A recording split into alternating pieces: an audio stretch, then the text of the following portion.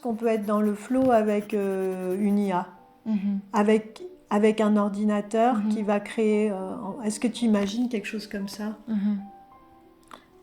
Non, pas du tout. Non. Je pense que c'est important que ça reste séparé parce que avec la musique, c'est l'âme et l'ordinateur, c'est l'information. Voilà, mais la musique, c'est pas seulement l'information. Il y a une autre partie peut-être plus importante que l'information et ça, c'est l'âme.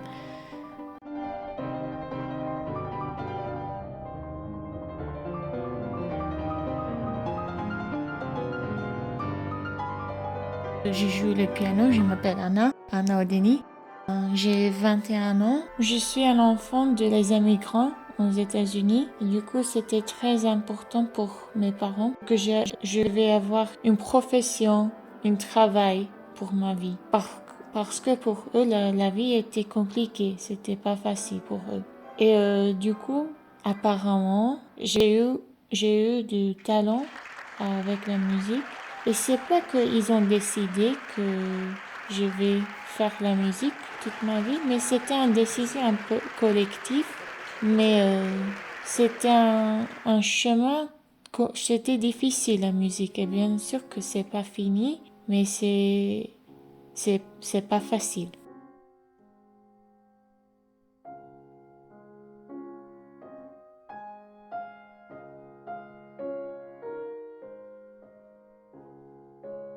Mon but dans ma vie, c'est de retrouver la vérité, essayer d'être une personne complète, comprendre pas seulement moi, mais les autres personnes, la vie, et d'essayer de voir des différentes couleurs et encore des couches de la vie parce que il y a beaucoup de profondeur, donc voir la vie dans toutes les perspectives en même temps.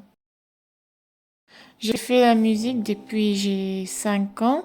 Je pense que c'est important de faire les choses qui sont difficiles dans la vie parce que ça te force de découvrir comment vraiment la vie fonctionne, de trouver la joie, de trouver l'angoisse, de s'exprimer dans une manière. Et pour moi, c'est la musique, mais dans un sens qui est très exact, tellement fin. Et ça, c'est difficile. Pour moi, c'est un des millions de perspectives de voir de voir la vie parce que on peut s'exprimer par l'écriture, par la peinture, par l'architecture, je sais pas, par beaucoup de choses. Mais par la musique, c'est très cru, on peut dire, parce que c'est seulement les émotions. Il y a pas un narrateur avec les mots. C'est seulement avec l'âme. Donc, il faut que tu es très expressif, mais pas seulement expressif, mais la précision peut pas manquer aussi. Parce que s'il n'y a pas la précision, je parle pas de les notes, mais de comment on s'exprime. C'est important d'avoir beaucoup de sens parce que sinon, c'est le chaos. Mais s'il n'y a pas des sentiments, c'est séché. Il faut qu'on répète des exercices tout le temps, ça c'est difficile, mais pour moi, malheureusement aussi, ça m'intéresse pas trop de travailler sur mes doigts, sur les techniques. Bien sûr que c'est important. Si tu comprends la musique correctement, le technique va te suivre. Profondément comprendre ce que le compositeur voulait dire. En même temps, d'ajouter notre interprétation, mon voix dedans, mais les deux, le voix de le compositeur et le voix, et mon voix, il faut qu'ils marchent ensemble. Et pour faire ça, il faut que tu vraiment comprennes la musique, comprends ce qu'il veut dire, c'était quoi son but. Et parfois, c'est pas trop clair. Parfois, on arrive à les réponses trop tard dans la vie. Et aussi, il y a une évolution avec les réponses. rien est tellement vrai et rien est tellement faux. Donc il faut que tu comprends et après ça va marcher. Il y a des compositeurs de la jeunesse, peut-être on peut dire ça, par exemple Rachmaninov, il est très expressif.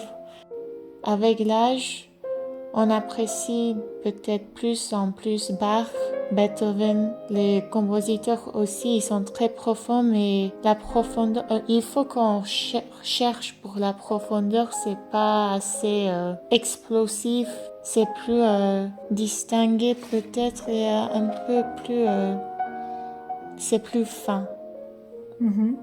Et donc, peut-être maintenant, je suis dans une transition. Je peux pas dire exactement si j'aime un compositeur plus qu'un autre parce que ils ont une différente manière de se exprimer et ça, j'apprécie beaucoup.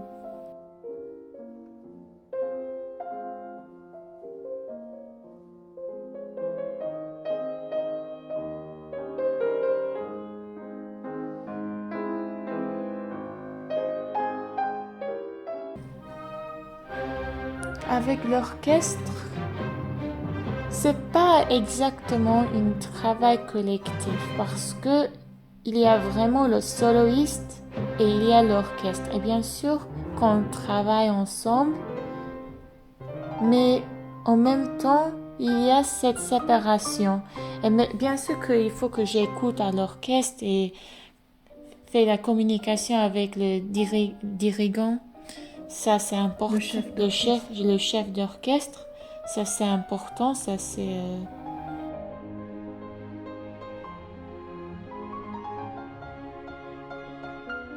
Mais je pense un très bon exemple avec la musique collective, avec le flow collectif, ça va être la chambre de musique. Parce que il y a seulement 2, 3, 4 personnes. Nous sommes très proches. Beaucoup de fois, nous sommes des amis. Et c'est une perspective plus proche. Par exemple, avec l'orchestre, c'est pas nécessaire de connaître chacun des personnes dans l'orchestre. Mais avec la musique de chambre, c'est tellement nécessaire. Donc, avec la musique de chambre, c'est quand 2 ou 4 ou 3 personnes jouent ensemble, ou plus, mais en général, on dirait c'est 3 personnes. Et c'est où notre personnalité, nos caractères peut se montrer. Ici, la mélange est très intéressant parce que quand j'avais dit avec l'orchestre, c'est pas nécessaire de connaître chaque personne. Bien sûr que chaque orchestre a un caractère, mais c'est moi plus un autre caractère. Mais avec la musique de chambre, c'est pas seulement moi plus une autre. C'est moi plus 2 ou 3 ou 4. Et c'est une personnalité comme moi. C'est pas comme une grande personnalité, une grande être comme l'orchestre. Non, avec la chambre de la musique, c'est comme une autre humain. Et du coup, je peux s'entendre avec lui beaucoup mieux. C'est différent. Et c'est aussi beaucoup plus compliqué parce que maintenant, il faut que tu travailles avec quelqu'un, il faut que tu t'entendes parce que parfois, ça marche pas trop bien et du coup, ça peut être pas très sympathique parfois. Et quand ça marche? Ça marche, c'est incroyable quand ça marche parce que j'adore faire la musique avec quelqu'un. C'est beaucoup moins stressant. C'est beaucoup plus amusant. On crée des choses ensemble. En fait, j'adore cette sensation. En fait, c'est beaucoup plus personnel quand tu joues avec, avec quelqu'un d'autre. Plus direct, oui, quand tu joues avec quelqu'un d'autre. Parfois, je sens comment le public il réagit avec ma musique. C'est avec les silences peut-être. Si les silences ils sont profonds, je sais qu'ils écoutent. Mais aussi, je suis plus sensitive au public si moi-même je suis plus sensitive à la musique. C'est une chose un peu touchante, un peu si je voulais prendre le soin les publics ou les gens qui m'écoutent. Les toucher, donner une expérience, créer une expérience pour le public.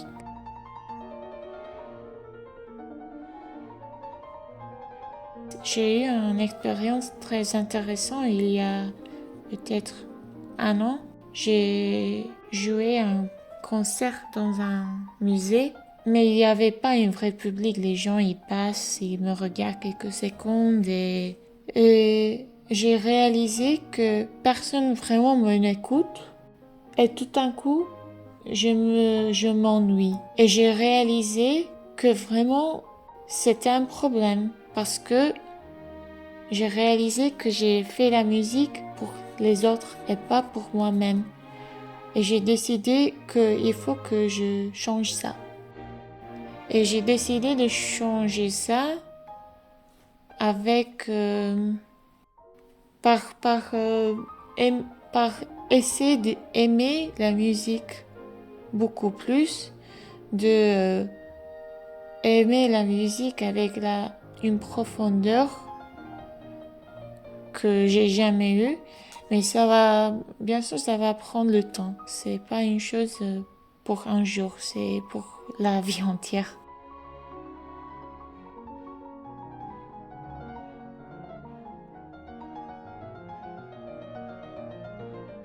Il y a beaucoup des expériences qui peuvent dans une manière, décourager. Par exemple, un mauvais concert ou un mauvais leçon ou une pièce que tu peux pas jouer très bien.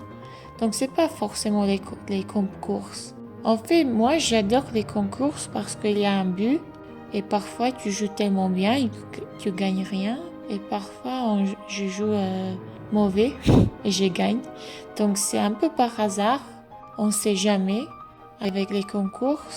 Mais une chose qu'il faut qu'on se souvienne que si on gagne ou si on perd, on reste toujours le même pianiste. Ça change rien. Oui, il y a une compétition, mais je trouve que c'est naturel. Et j'ai pas la haine aux personnes parce qu'ils font les compétitions avec moi, parce que je sais que c'est très naturel. Et j'avoue que moi, j'ai fait la compétition avec les autres. Et peut-être c'est parce que on est jeune, on a besoin de l'action et tout ça, des émotions un peu fortes. Mais je trouve que c'est complètement naturel. Oui, est-ce que ça t'aide à progresser? Oui et non. Parfois, oui, ça m'aide à progresser, mais parfois pas du tout. Donc, il faut qu'on fait attention à ça parce que ça peut te abîmer, mais aussi ça peut te encourager parce que une compétition, c'est pas nécessairement toxique tout le temps.